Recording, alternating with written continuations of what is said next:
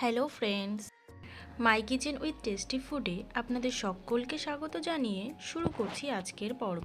আমার এক সাবস্ক্রাইবার বন্ধু রিকোয়েস্ট করেছিল এই রেসিপিটি দেওয়ার জন্য, তাই আমার আজকের রেসিপিটি হলো নলেন গুড় দিয়ে তৈরি মালাই কেক।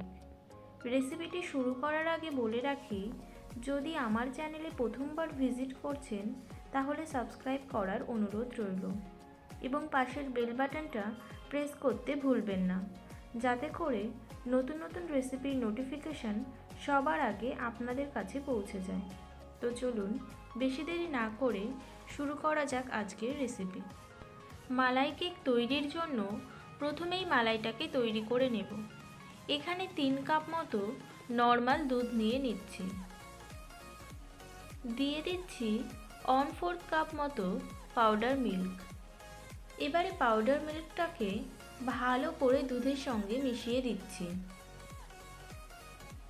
দিয়ে দিচ্ছি 1/4 কাপ মতো কনডেন্স মিল্ক।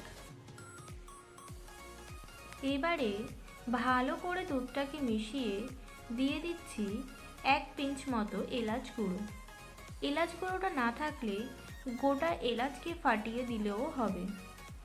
দিয়ে দিচ্ছি একটুখানি কেশর, এটাও অপশনাল, যদি থাকে তো দেবেন, যদি না থাকে না দিলেও কোনো অসুবিধা নেই। এবারে দিয়ে দিচ্ছি 1/4 কাপ মতো নলেন গুড়। নেড়ে চেড়ে ভালো করে দুধটাকে ফুটিয়ে নিতে হবে। যখন দুধটা এই রকম ঘন হয়ে আসবে তখন দুধটাকে নামিয়ে নেব। এখানে 3 কাপ দুধকে 2 কাপ মতো করে নিয়েছি। আর এটা করার সময় দুধটাকে অনবরত নাড়তে থাকতে হবে এবং সাইডের সরগুলোকেও এইভাবে স্প্যাচুলার সাহায্যে করে নিতে হবে। মালাইটা রেডি হয়ে গেছে। এবারে চলে যাচ্ছি পরের স্টেপে। একটা ডেকচিতে কিছুটা পরিমাণে লবণ দিয়ে এই রকম একটি স্ট্যান্ডকে বসিয়ে দিচ্ছি এবং 10 মিনিট মতো প্রিহিট করে নিচ্ছি। এই সময়ে কেকের ব্যাটারটা তৈরি করে নেব। একটা বাটিতে দিয়ে দিচ্ছি কিছুটা পরিমাণে বাটার। আপনারা এখানে 1/3 কাপ মতো মেল্টেড বাটারও ইউজ করতে পারেন। এবারে দিয়ে দিচ্ছি 1/2 কাপ মতো বাটার মিল্ক। এটাকে আমি 1/2 কাপ উষ্ণ গরম দুধে 1 টেবিল চামচ মতো ভিনিগার দিয়ে তৈরি করে নিয়েছিলাম। এটার পরিবর্তে 1/2 কাপ টক দই ইউজ করলেও হবে। এবারে দিয়ে দিচ্ছি 1/4 কাপ মতো নলেন গুড়। যেহেতু মালাইতে গুড় এবং কনডেন্স মিল্ক দুটোই ইউজ করেছি, সেজন্য গুড়টা একটু বুঝে দিতে হবে। এবারে লিকুইড উপকরণগুলোকে ভালো করে ফেটিয়ে নিতে হবে যতক্ষণ না পর্যন্ত স্মুথ হয়ে আসে। এবারে দিয়ে দিচ্ছি 1/4 কাপ মতো কনডেন্স মিল্ক। আবারও সমস্ত কিছুকে ভালো করে মিশিয়ে একটি ছাঁকনি নিয়ে নিচ্ছি ড্রাই ইনগ্রেডিয়েন্টগুলোকে চালার জন্য। দিয়ে দিচ্ছি 1.5 কাপ মতো ময়দা। দিয়ে দিচ্ছি 1 টিস্পুন মতো বেকিং পাউডার এবং 1/2 টিস্পুন মতো বেকিং সোডা। এবারে সমস্ত কিছুকে চেলে নিচ্ছি।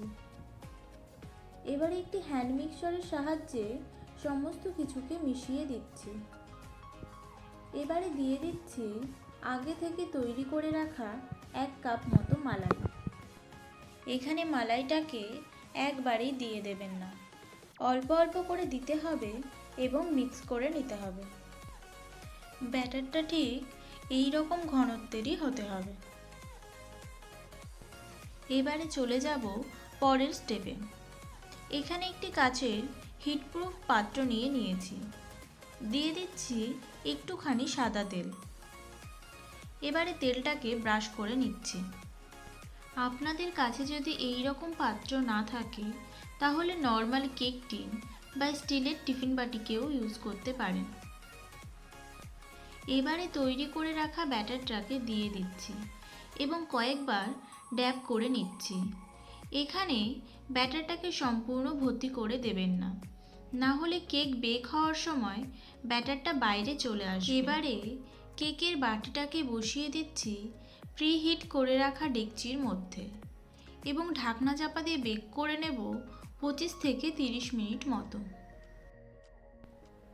25 মিনিট পর ঢাকনা তুলে কেকটাকে চেক করে নিচ্ছি।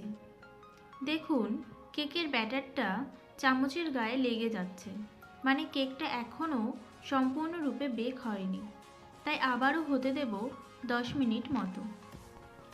10 মিনিট পর ঢাকনা তুলে একটি কাঁটা চামচের সাহায্যে চেক করে দেখছি। দেখুন চামচটা সম্পূর্ণরূপে ক্লিন বেরিয়ে আসছে, মানে কেকটা ভালোভাবে বেক হয়ে গেছে। কেকটা সম্পূর্ণরূপে বেক হতে সময় লেগেছে 35 মিনিট মতো। এবারে কেকটাকে ডেকচি থেকে বের করে 1 ঘন্টা মতো ঠান্ডা করে নেব। 1 ঘন্টা মতো হয়ে গেছে।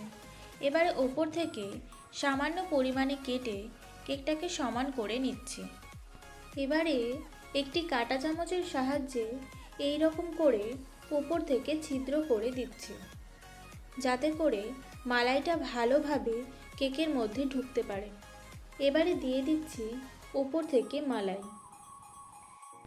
এবারে ওপর থেকে ছড়িয়ে দিচ্ছি আগে থেকে কুচিয়ে রাখা ড্রাই ফ্রুটস, যার মধ্যে আছে কাজু বাদাম, কাঠবাদাম এবং পেস্তা বাদাম, আর ছড়িয়ে দিচ্ছি কিছুটা পরিমাণে কেশর।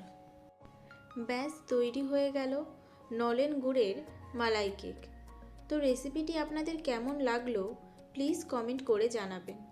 যদি ভালো লেগে থাকে তাহলে একটা লাইক করে দেবেন, ফ্রেন্ডস এবং ফ্যামিলির মধ্যে শেয়ার করবেন, আর অবশ্যই করে এইভাবে একবার বাড়িতে ট্রাই করুন। আশা করছি ভালো লাগবে।